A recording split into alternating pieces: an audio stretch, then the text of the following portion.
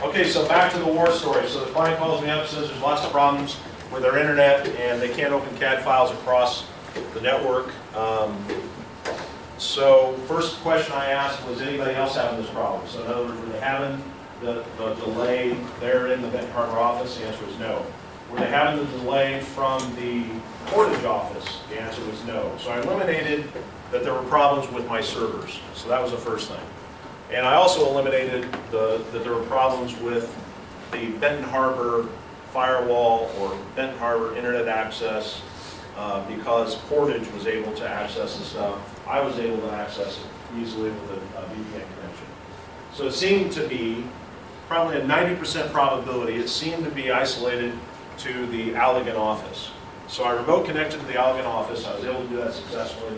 I immediately noticed that it was kind of slow and sluggish and everything else. So from the Allegan office, there were a couple other things I checked.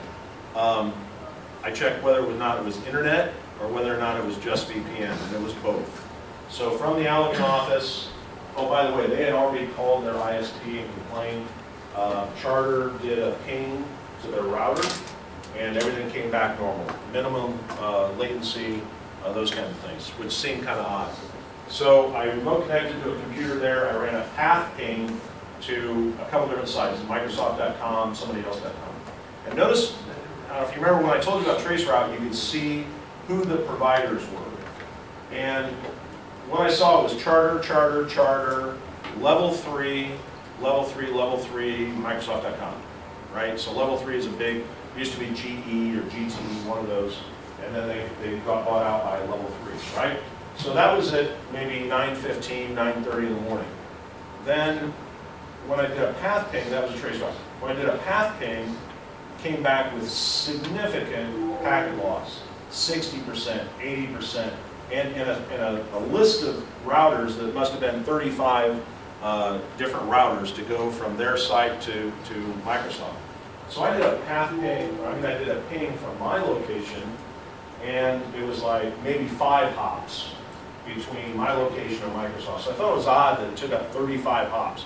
Well, what happened was the packet would go to this router, hit a bad router, and then get redirected to a different router, hit a bad router, get redirected to a different router, and then finally get to Microsoft.com. Well, because of the way those things work, they're kind of self-repairing. They ended up getting to the destination, which was the Benton Harbor office, so they could establish their VPNs, they could access their files, but it was still, one, it was roundabout, and two, kept running into these problems at level 3. So then I relayed the information back to my client, who called Charter and said, hey, look at this. Of course, the level 1 technician at Charter had no idea what he was looking at because I'd given him a screenshot of the path ping. Had no idea what they were looking at, so he said, oh, looks all good to me.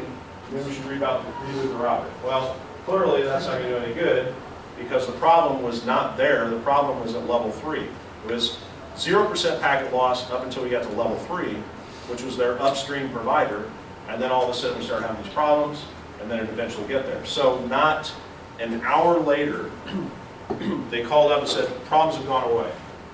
Well, Charter must have gotten on it and fixed it. So I did a path ping again, 0% packet loss, but I noticed level 3 wasn't even in the list. It went from Charter to somebody else. Who was it?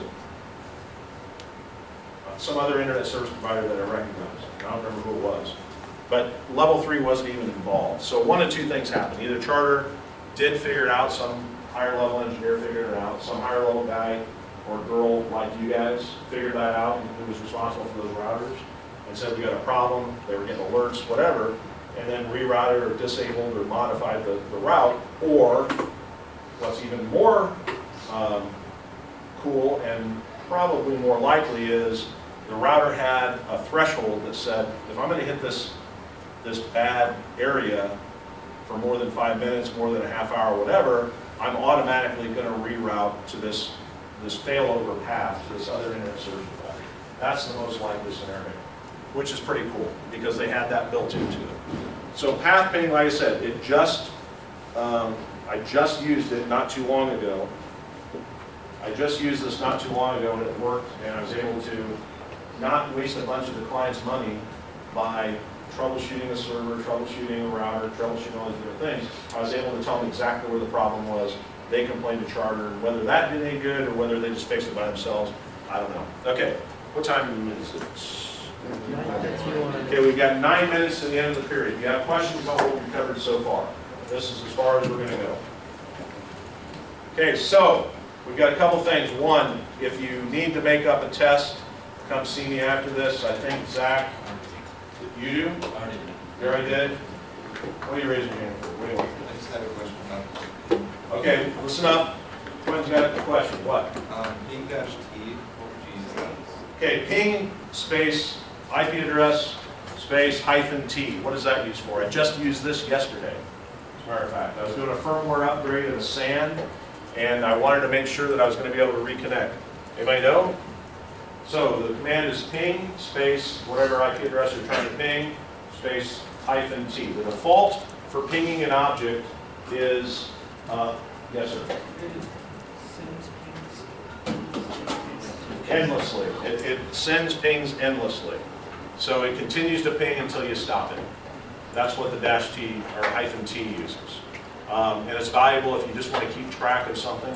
I don't recommend it as a means of making sure that a website is up or something like that, because eventually you're going to get kicked off because they'll interpret it possibly as a ping of death or a denial of service attack. But it is really handy if you're troubleshooting and make sure that as you're doing something else, you don't lose your connections over here. So you're watching those pings scroll up and down. Okay?